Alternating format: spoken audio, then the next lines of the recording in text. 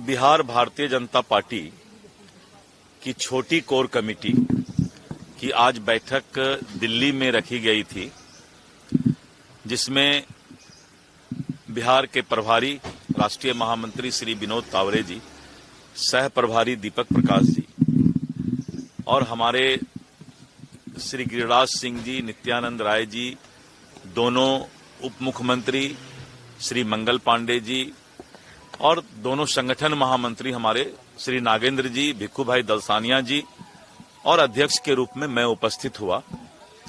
आज ये बैठक हमारे आगामी कार्यक्रम के बारे में चर्चा हुई कि भारतीय जनता पार्टी को 2025 के जो विधानसभा के चुनाव होने हैं, उस चुनाव को लेकर के और जो हमारा अभी संगठन महापर्व चल रहा है, तो संगठन महापर्व अगले महीने समाप्त हो जाएगा और भारतीय जनता पार्टी की 6 वर्ष के बाद जो नई कमेटी बनती है बूथ से लेकर के और राष्ट्रीय स्तर तक, तो हमारा ये दिसंबर में महापर्व का अभियान समाप्त होगा।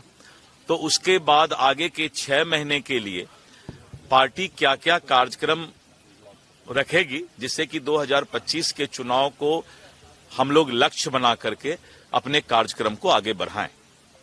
इस पर बहुत ही विस्तृत चर्चा हुई और विस्तृत चर्चा के बाद कुछ योजना तय हुआ और कुछ लोगों को नामित किया गया कि विभिन्न योजनाओं पर वो अपना 1 सप्ताह से 10 दिन में कार्य योजना बना करके कोर कमेटी के समक्ष रखेंगे और अगले 15 दिन के बाद एक बड़ी कोर कमेटी की बैठक होगी और उसमें हम लोग उस पर मोहर लगाएंगे जो हमारी योजना बनेगी।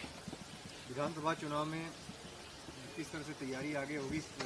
सारे लोग साथ में लड़ेंगे, नीतीश जी के नेतृत्व में आप लोग? ये हम लोगों ने एक चर्चा किया कि एनडीए समन्वय, जो हमारा एनडीए का घटक दल है, तो हम लोगों ने इस पर चर्चा किया कि 14 जनवरी के बाद यानी तिला संक्रांत के बाद हम लोग 5 दल के प्रदेश अध्यक्ष पूरे बिहार के जो 38 जिला हैं, जिला स्तर पर समन्वय बैठक रखेंगे और उसमें सभी दल के जो एनडीए घटक दल के पदाधिकारी हैं, कार्यकर्ता हैं, उनके बीच बैठ करके आपसी समन्वय और आगे की रणनीति जिला स्तर पर सामाजिक वर्ग और सभी तरह के मामलों को देखते हुए हम लोग आगे बढ़ाने का काम करेंगे।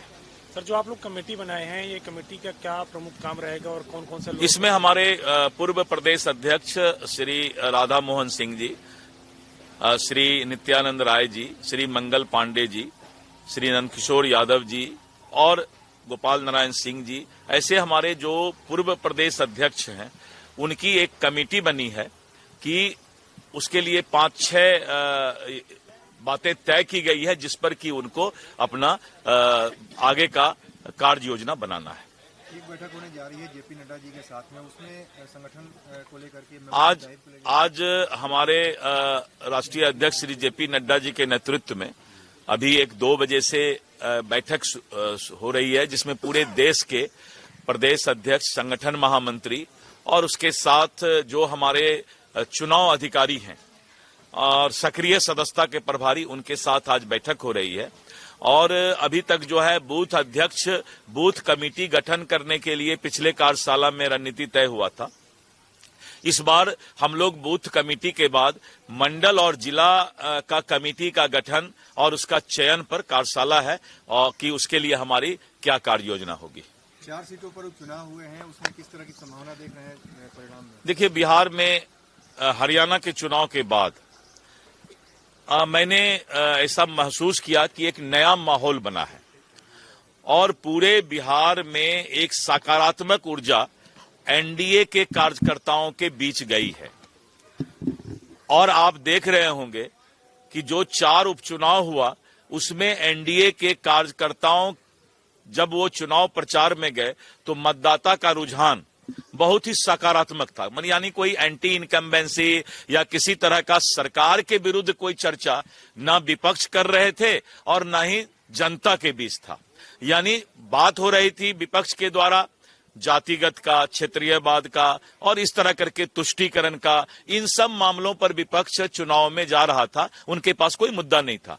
तो इसलिए हमें पूरा भरोसा है कि अभी 4 सीट में इमामगंज जो जीतन राम मांझी जी का सीट था, जो हमारे एनडीए का सीट था, लेकिन तरारी, रामगढ़ और बेलागंज में जो है वो विपक्ष के हाथ में था।